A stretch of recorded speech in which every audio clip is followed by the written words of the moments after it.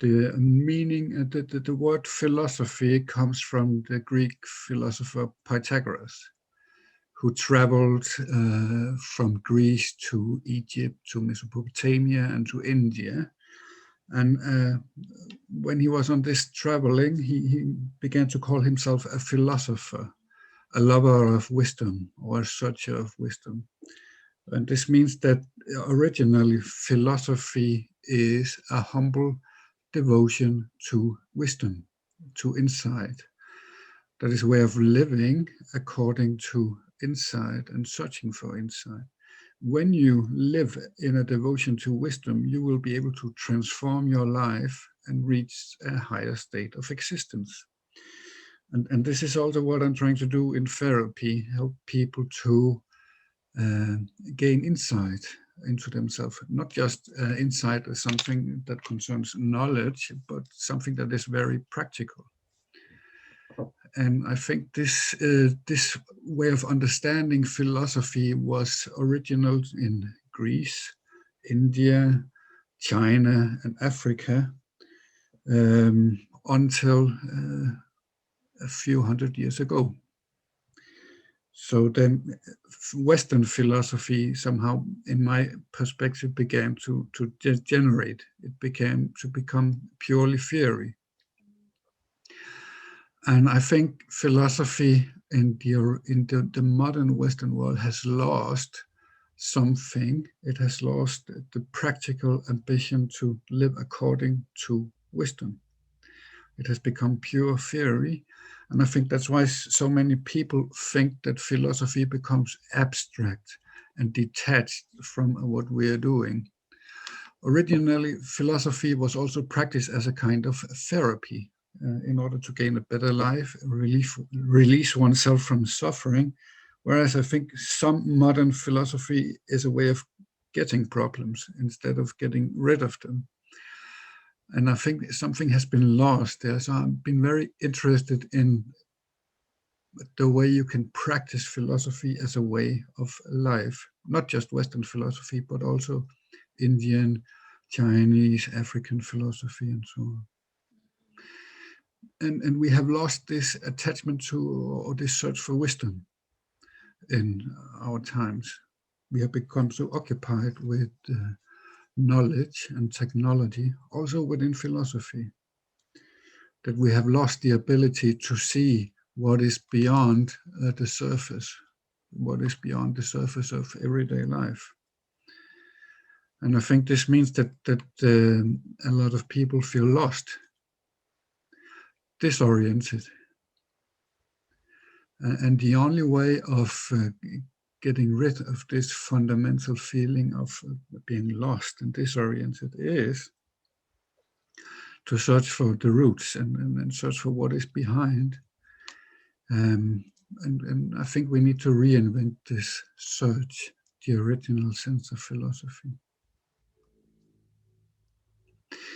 But I'm not only interested in philosophy in the most traditional sense of the word, because I also work with spiritual practices from religion. I work with shamanism and other things, and try to integrate these insights into philosophy as a search for wisdom, because wisdom should not just be theories, but wisdom is all the embodied insights that have been practiced in human history for at least 50,000 years.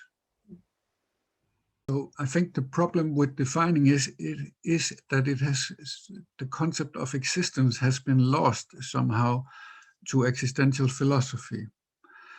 And I think what is often overlooked is the concept of existence itself. I have met many existential therapists who are not aware of the actual meaning of the word existence.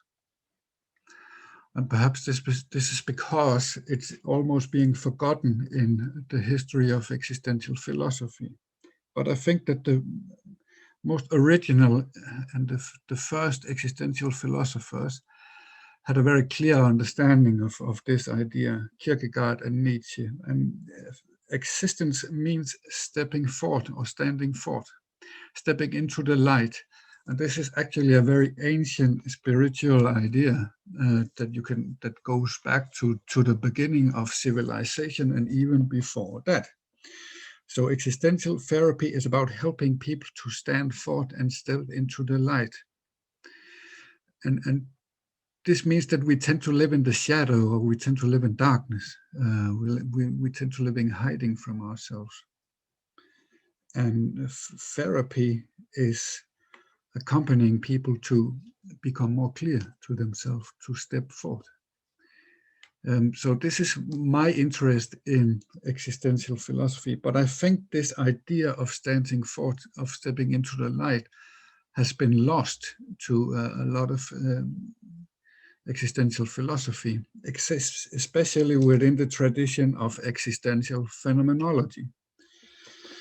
From Heidegger and onwards, these philosophers tended to shift the focus away from the concept of existence to the concept of being. And this tends to become a very abstract discussion. And the original sense of doing something practical with your life, of transforming yourself, is somehow lost in this approach. And instead, focus is shifted to being and the life world. And in my opinion, these philosophers become far too detached from actual living. And it becomes too theoretical, too absorbed in abstract notions and concepts.